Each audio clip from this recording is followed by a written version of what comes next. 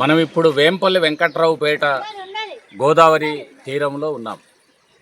ఈ రోజుల్లో చిన్న చిన్న గ్రామాలుగా ఏర్పడిన తర్వాత వేంపల్లి వెంకట్రావుపేట ఇట్లాంటి పేర్లు వచ్చాయి. కానీ ఒకప్పుడు దీనికి ఈ ఏడుపాయల కారణంగా సప్త గోదావరి భీమం అని పేరుండేది. ఈ సప్త గోదావరి అంటే గోదావరి ఏడు పాయలుగా తయారై మళ్ళీ కిందికి వెళ్ళి అఖండంగా ఒక నదిగా మారిపోతుంది. దానికంటే ఇంకొంచెం కిందికి వెళితే మధ్యలో ఒక ద్వీపం ఏర్పడి 24 కిలోమీటర్లు దూరంగా బారిన 2 పాయలు మళ్ళీ కిందికి కలుస్తాయి. ఆ మధ్య భాగాన్ని బాదనకుర్తి ద్వీపం అంటారు. బౌద్ధుల కాలంలో బుద్ధ భగవానుడికి సమకాలికుడైన వ్యక్తి బావరి అనేవాడు ఆ ద్వీపంలో ఉండేవాడు. ఈ ప్రాంతాలన్నీ కూడా బౌద్ధం కారణంగా కూడాను 2600 సంవత్సరాల కింది పాత గ్రామాలు, పాత ప్రాంతాలు. అంతేకాకుండా మనం ఈ ప్రాంతాన్నంతా కూడా అస్మక రాజ్యం అని అంటాం. అంటే 3000 సంవత్సరాల క్రితం బోధన రాజ్యాన్ని పరిపాలిస్తున్నటువంటి వాళ్ళ కాలంలో మన గ్రామాలన్నీ కూడాను ఇనుమును ఉక్కుగా మార్చేటువంటి ఒక పెద్ద వ్యవస్థ, ఒక కుటీర పరిశ్రమ అది. కానీ గ్రామానికి ఉండడం కారణంగా అదొక రాజ్య వ్యవస్థగా ఉండేది. ఇక్కడి ఉక్కు దాంతో ఖడ్గాలు తయారు చేస్తే రాజులకు బాగా ఉపయోగపడతాయి కనుక రోము సామ్రాజ్యం దాకా దీని ప్రశస్తి వెల్లడేది. ఏ గ్రామంకు చూసినా ఆ గ్రామంకు సంబంధించినంత వరకు కమ్మరి కులంకు సంబంధించిన మమ్మాయి దేవత, అలాగే కమ్మరి లేదా కొలిమి లేదా అగ్ని గుండం ఇట్లాంటి పేర్లతోనే గ్రామనామాలన్నీ ఉంటాయి. ఇదంతా 3000 సంవత్సరాల క్రితం చరిత్ర. మనకు ఆంధ్రులు అనేవారు రాజులుగా ఈ ప్రాంతాలని పరిపాలిస్తే వాళ్లకు రాజధాని నగరంగా ఇదే గోదావరి తీరంలో మనకు కింద ఒక 60 కిలోమీటర్ల కింద కోటిలింగాలు అనేటువంటి గ్రామం ఉంది. అది ఒకప్పుడు రాజధాని నగరం.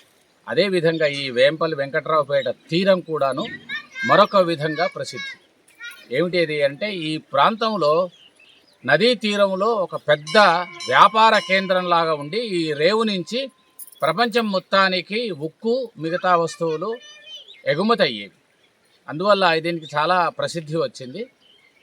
ఇది హాల శాతవాహన చక్రవర్తి కాలంలో ఇంకా ప్రసిద్ధి పొందింది.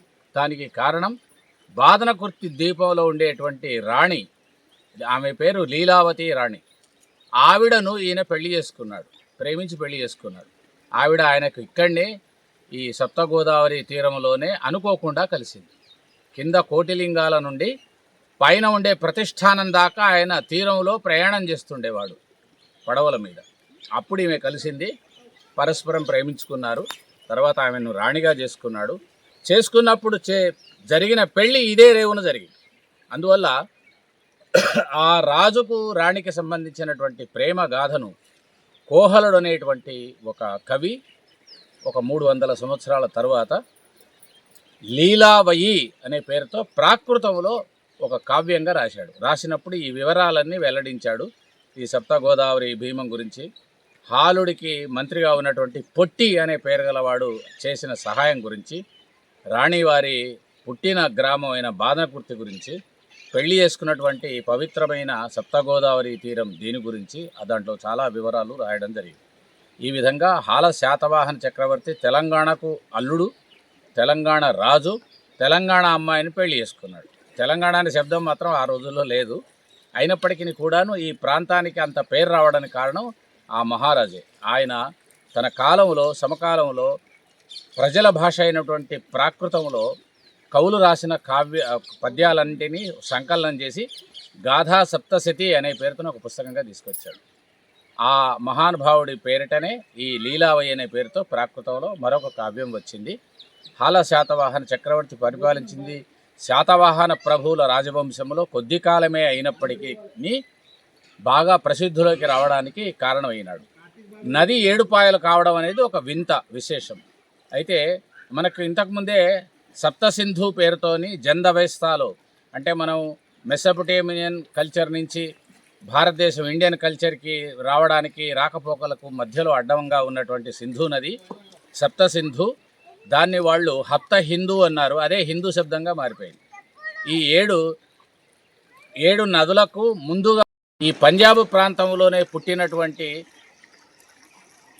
సంస్కృత వ్యాకరణవేత్త పాణిని మహర్షి తన వ్యాకరణ గ్రంథంలో అష్టాధ్యాయిలో సప్తగోదావరం గురించి చెప్పాడు.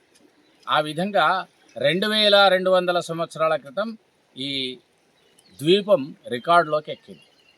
నది 7 పాయలు కావడం చాలా విశేషం. 1 లేదా 2 పాయలు అవుతుంది, లేదా మరొక నది వచ్చి కలుస్తుంది. కలిసినా అది కూడా విశేషమే. దాన్ని మనం నదీ సంగమం కింద మనం ఒక పవిత్రమైనటువంటి ప్రాంతంగా లెక్క వేస్తాం. ఆధారంగా చేసుకొని మనం ఇక్కడే కాకుండా మంజీరా నదికి 7 పాయలు ఉందని, మరొక సైడ్ 7 పాయలు ఉందని ఇట్లాగా చెప్పుకున్నారు. ఎక్కడ కూడా 7 పాయలు లేవు, 2 లేదా 3. ఆ విధంగా ఈ ప్రాంతానికి రామాయణ కాలం నుంచి, పాణిని మహర్షి కాలం నుంచి, బౌద్ధుల కాలం నుంచి అలా వెనుకకు వెళ్ళిపోతే 3000 సంవత్సరాల క్రితం నుంచి కూడాను ప్రసిద్ధిలో ఉన్నటువంటి ప్రాంతాలు. అప్పుడు దీనికి కేవలం ఒక పెద్ద వ్యాపారంకు సంబంధించిన ఒక ఓడరేవులాగా ఉంది. దీనికి సంబంధించిన ఆనవాళ్ళు మనకేం తెలుస్తున్నాయంటే, ఉక్కు పరిశ్రమ ద్వారా ఎగుమతి అవుతున్న ఉక్కుతో పాటుగా దాన్ని పడవలోకి ఎక్కిస్తే దానికి సంబంధించిన ఆ ఉక్కు తయారు కాగా మిగిలిన వేస్టేజ్, అంటే